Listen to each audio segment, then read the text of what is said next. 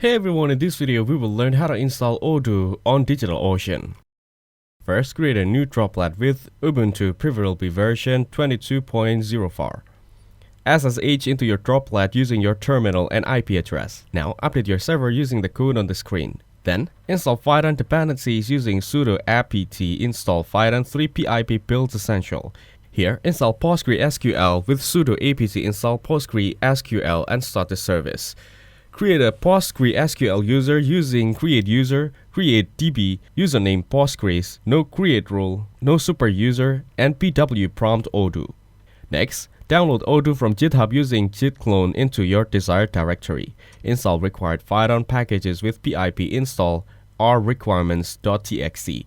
Lastly, run the Odoo server using /odoo-bin-c odoo.conf and access it via a browser. Thanks for watching. Don't forget to like and subscribe to see more content like this.